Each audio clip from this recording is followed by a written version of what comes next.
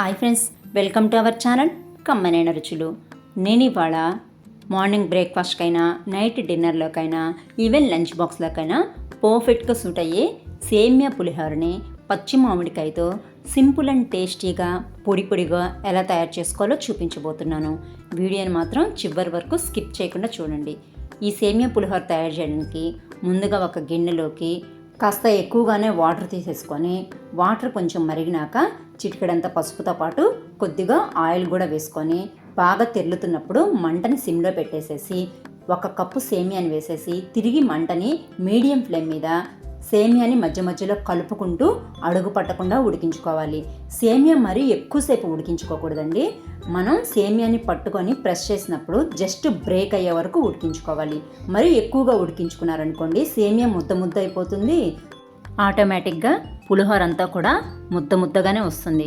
కాబట్టి సేమియా ఉడికించుకునేటప్పుడు జాగ్రత్తగా ముద్ద అయిపోకుండా, అలా అని పచ్చిగా ఉండకుండా జస్ట్ మనం సేమియాని పట్టుకోగానే బ్రేక్ అయిపోయిందనుకోండి, వెంటనే స్టవ్ ఆఫ్ చేసేసి ఈ నీళ్ళని వేరు చేసేసుకోవాలి. ఇలా వేడి నీళ్ళల్లో ఎక్కువసేపు ఉంచినా సరే ఆటోమేటిక్గా సేమియా ముద్దయిపోతుంది. కాబట్టి ఉడికిన వెంటనే స్టవ్ ఆఫ్ చేసేసి స్ట్రైనర్ సహాయంతో ఈ వేడి నీళ్ళని తీసేసి వెంటనే ఈ సేమియాని చల్లటి వాటర్తో ఇంకొకసారి వాష్ చేయాలి.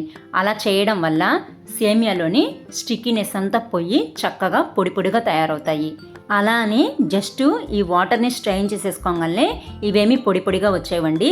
మళ్ళీ చల్లరినాక తిరిగి ముద్దగానే అయిపోతాయి. అలా ముద్దగా అయిపోకుండా ఉండాలంటే వీటిని చల్లటి వాటర్ కూడా స్ట్రెయిన్ చేసుకున్నాక వేరొక మిక్సింగ్ బౌల్లోకి వేసుకొని 1 లేదా 2 టేబుల్ స్పూన్స్ ఆయిల్ వేసేసుకొని బాగా చక్కగా టాస్ చేసుకొని పక్కన ఉంచుకోవాలి. అప్పుడైతేనే సేమియా ఆయిల్ పట్టి చక్కగా చల్లారిన తర్వాత కూడా ఒకదానికొకటి అంటుకోకుండా పొడిగా ఉంటాయి. ఇప్పుడు మనం మిగతా ప్రాసెస్ చూద్దాం.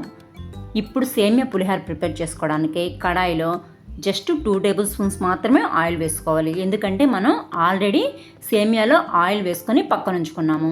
కాబట్టి దీంట్లో ఎక్కువగా ఆయిల్ వేసుకోకుండా జస్ట్ 2 టేబుల్ స్పూన్స్ ఆయిల్ వేసుకొని కొద్దిగా పల్లీలు కూడా వేసేసుకొని, పల్లీలు సన్నని మంట మీదే లోపలి వరకు కొంచెం ఫ్రై అయినాక 1 టేబుల్ స్పూన్ చొప్పున పచ్చిశనగపప్పు, ఆవాలు, మినప్పప్పు, జీలకర్ర వేసేసుకొని పోపుని సన్నని మంట మీదే లోపల వరకు చక్కగా ఎర్రగా వేగనివ్వాలి.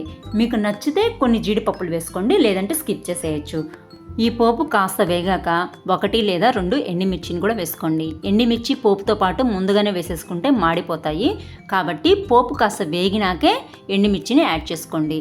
పోపు అంతా చక్కగా ఎర్రగా వేగిన తర్వాత చిటికడంతా ఇంగు కూడా వేసేసి పొడవుగా కట్ చేసి పెట్టుకున్న 3-4 పచ్చిమిర్చి చీలికలతో పాటు 1 రెమ్మ కరివేపాకును కూడా వేసేసి మళ్ళీ ఒకసారి చక్కగా మిక్స్ చేసేసుకున్నాక పచ్చి మామిడి తరుగు కూడా వేసేసి చిటికడంతా పసుపు కూడా వేసుకోండి. ఎందుకంటే సేమియాని వాష్ చేసుకున్నాం కాబట్టి అంత ఎల్లోగా ఉండవు. కాబట్టి తరుగులో కూడా కంపల్సరీగా మళ్ళీ పసుపు, అలాగే రుచికి సరిపడా ఉప్పు వేసేసుకొని చక్కగా లో ఫ్లేమ్లోనే మిక్స్ చేసేసుకోండి.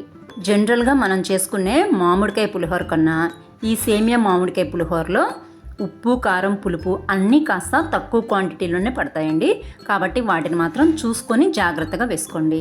ఇక ఇప్పుడు మనం ముందుగా ఉడికించి చల్లార్చి పెట్టుకున్న సేమియాని వేసేసుకొని చక్కగా మిక్స్ చేసేసుకున్నామంటే ఎంతో టేస్టీగా సూపర్ క్విక్గా అయిపోయే మామిడికాయ సేమియా పులిహోర తయారైపోతుంది. రెసిపీ నచ్చితే కనుక తప్పకుండా లైక్ చేయండి, షేర్ చేయండి, అలాగే ఛానల్కి హైప్ ఇవ్వండి. వీడియో నచ్చితే కనుక ఛానల్ని సబ్స్క్రైబ్ చేసుకోండి. Thanks for watching.